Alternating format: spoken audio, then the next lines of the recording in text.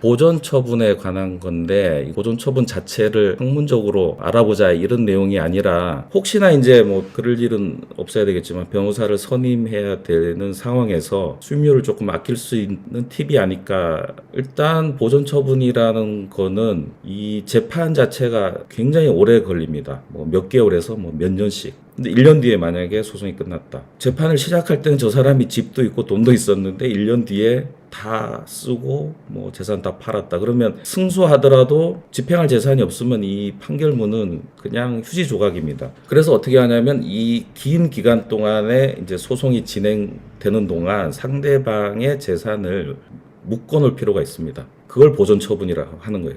담보가 있는 게 아니면 대부분의 소송은 보존 처분을 같이 해야만 헛수고가 안 됩니다. 그래서 보존 처분을 이제 같이 하는 게 일반적입니다. 얼려놓는다, 재산을. 종류가 두 개인데 가압류 가처분 많이 들어보셨죠? 차이는 금전 청구 소송에 대한 보전이냐 나머지에 대한 보전이냐 그 차이입니다. 내가 상대방한테 거는 소송이 돈 달라는 소송이면 보전은 다 가압류를 하는 거예요. 그 돈 달라는 소송이 아닌 나머지는 다 가처분입니다. 그렇게 구분하시면 돼요.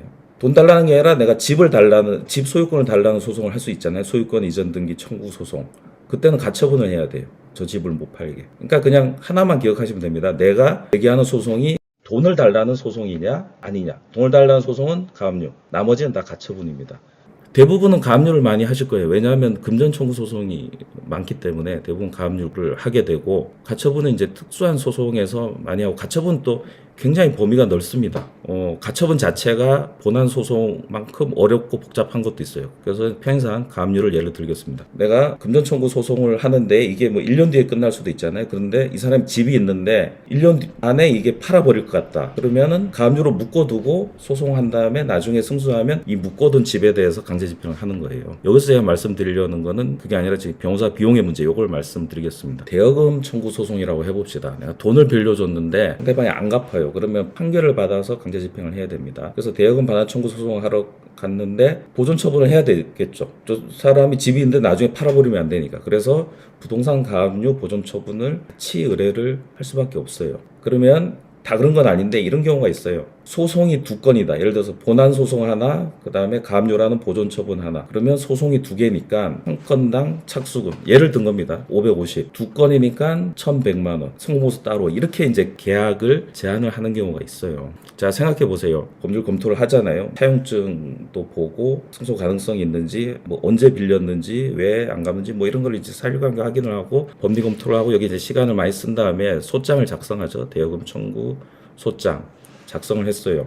자, 가압류를 할 때 지금 내가 검토한 이 사실관계하고 다르지가 않죠. 사실관계는 하나니까 같은 얘기죠. 소장에 쓴 내용과 가압류 청서에 쓰는 내용이 다르지 않겠죠. 무슨 말씀이냐면 소장을 쓰기까지의 많은 시간을 투입하는 거가 이제 수임료의 대가예요. 변호사의 시간을 투입하니까, 노력과 시간을 투입하니까. 근데 그게 정리돼서 서류로 옮길 때 소장의 형태로 옮기든 가압류 신청서의 형태로 옮기든 이미 작업된 거를 옮기는 작업이니까 일을 두 배로 하는 게 아닙니다. 이런 식이에요. 소장을 쓰고 그걸 그대로 제목을 바꿔요. 가압류 신청서. 그다음에 용어를 바꿉니다. 뭐 원고를 채권자로 하거나 뭐 신청인으로 하거나. 이것도 굳이 안 바꿔도 상관은 없고, 다만 이제 가압류니까 왜 지금 가압류가 필요한지와 뭘 가압류할 건지는 넣어야 되겠죠. 그것만 추가되는 거예요. 그러니까 소장에 있는 내용 그대로 가져와서 제목 바꾸고 추가되는 것만 넣으면 가압류 청구서가 되는 겁니다. 그러니까 하나의 일을 약간 변형돼서 두 개처럼 보이는 겁니다. 결론적으로 말씀드리면